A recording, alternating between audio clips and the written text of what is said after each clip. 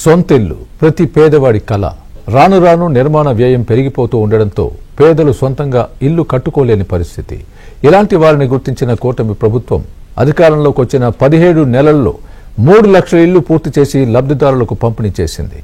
తమది పేదల ప్రభుత్వమని మరోసారి స్పష్టం చేసింది.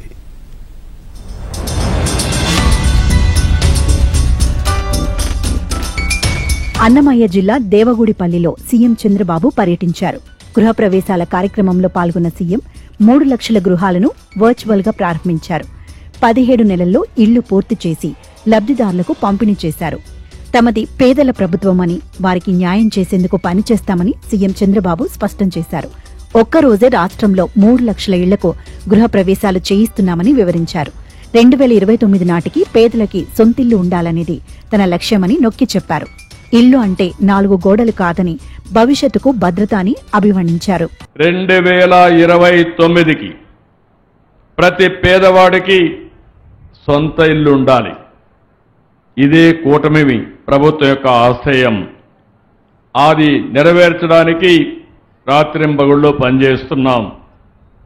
ఇల్లంటే 4 గోడలు కాదు.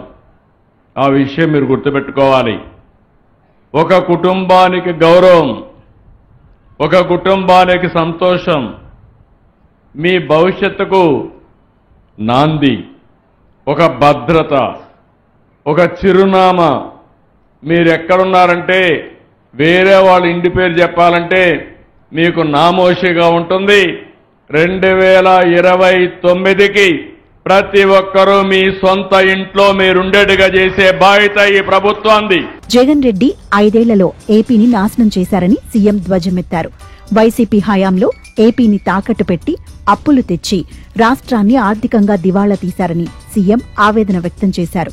కేంద్ర ప్రభుత్వ నిధులను కూడా జగన్ పక్కదారి పట్టించారని దుయ్యబట్టారు. గవర్నమెంట్ భూమి తీసుకోవడం, దాని మీద లో లెవెల్ అని, దాని మీద లెవెల్ చేయడానికి కోట్ల రూపాయలు ఖర్చు పెట్టి మీరు కట్టే పన్నులన్నీ కూడా దోచుకునే పరిస్థితికి వచ్చారు. ఇలాంటివన్నీ కూడా చేయడమే కాకుండా ఎక్కడా రోడ్లే లేదు, డ్రైనేజ్ లేదు, మంచినీరు లేవు, కరెంటు లేదు.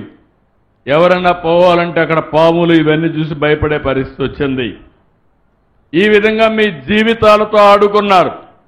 చాలా దారుణంగా ప్రవర్తించే పరిస్థితికి వచ్చారు.